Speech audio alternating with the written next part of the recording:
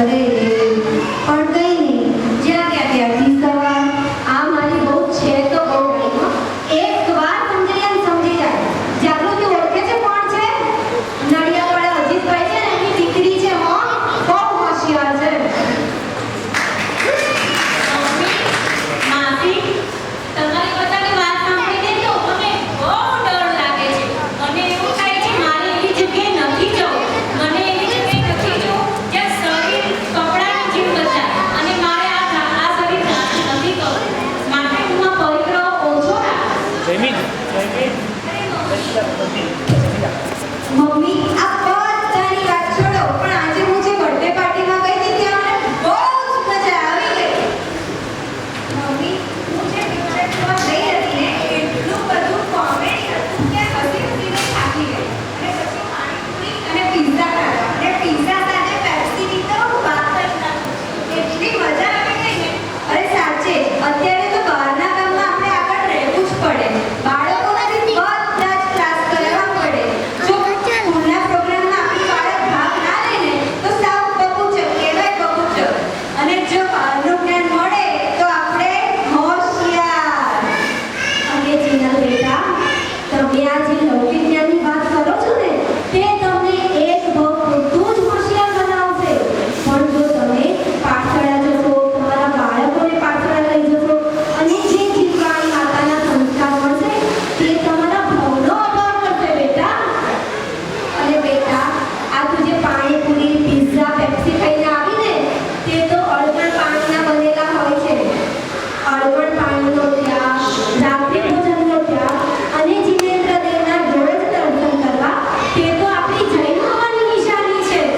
જરીક સમજજે, વિચારજે બેટા. હો, અને બેટા, તમે જે આ પાણીપુરી અને પિઝા લઈને આવ્યા છો તેમાં તો 10 ગાય જીવોની હિંસા, અડગડ અને એ કેટલા જીવોના મળદા તમારા પેટમાં તમે નાખ્યા છે એની ખબર છે?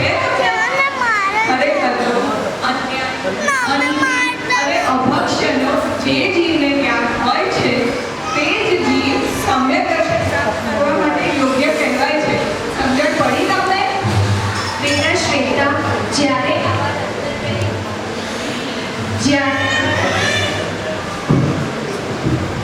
આવા રત્નાકરની પ્રાપ્તિ થશે ત્યારે બહારના ખાવાનો સ્વાદ ભૂલી જશો. અરે મમ્મી, પણ આજે હું જે બર્થડે પાર્ટીમાં ગઈ હતી એમણે તો સારું કર્યું ને. એમણે અનાથ આશ્રમના બાળકોને બિસ્કિટ વેચ્યા, બાળકોને જમાડ્યા, અગાઉની સંસ્થામાં વ્હીલચેર અપાવી અને કથા પણ કરાવી. બોલો, આજે તો એમનો દિવસ સુધરી ગયો ને. અરે તારે સમજવાની વસ્તુ છે.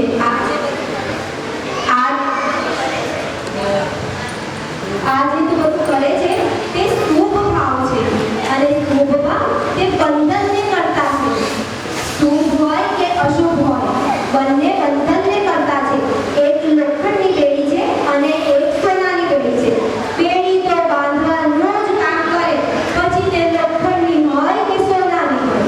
અરે બેટા, આ છે ને એ તને એક ભાવ પૂરતું સ્વર્ગે લઈ જશે.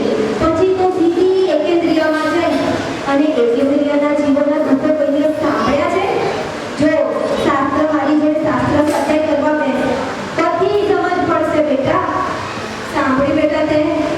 પણ મમ્મી, આ જે દયા, દાન, પૂજા એ બધું જે કર્યું એ તો સારું જ કહેવાય ને. બેટા જીનલ, માથું ના લગાડશો. લાગણી છે એટલે કહું છું. શુભ ભાવનું કર્તવ્ય પણ વિખ્યાત કરશે અને તે તમને સીધા નિગોદમાં લઈ જશે. ત્યાં તો કોઈ પટ્ટી ઉજવવા વાળું પણ નહીં હોય.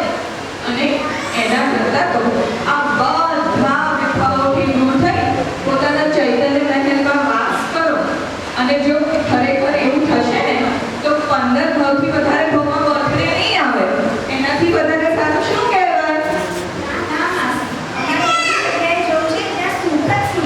અને મારે પણ 15 થી વધારે ભાવ નથી જ કરવા. બહુ સરસ. મારે પણ હવે પરિગ્રહ ઓછો રાખી અને સંયમ ધારણ કરી તમારા બધા સાથે બેસી અને શાસ્ત્રનો અભ્યાસ કરવો છે. ખૂબ સરસ બેટા. મમ્મી, દેવશાસ્ત્ર ગુરુની જયમાલામાં કહ્યું છે ને, जिसके श्रृंगारों में मेरा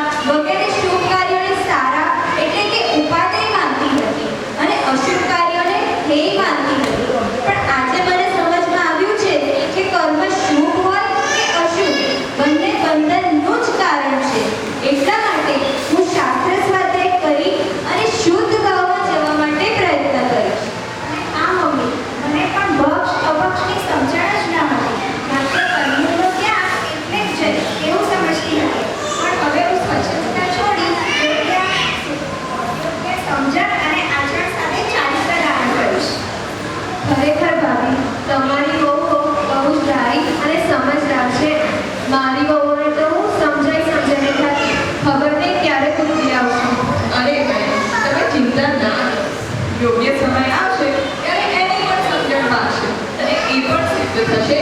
અરે બેન, મારી વહુ હતી તો હોશિયાર જ, હતી પણ ધાર્મિક, પણ આ તો જવાનીના લીધે જરીક રસ્તો ભૂલી ગઈ હતી.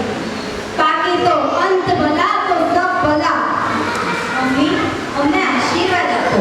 બેટા, તમે સાચી સમજણ સાથે સમ્યક દર્શન પ્રાપ્ત કરો અને સિદ્ધ પદને પ્રાપ્ત કરો એવી જ મારી આશા છે. એવા જ મારા આશીર્વાદ છે બેટા. અને તમને બધાને એક વાત કહું,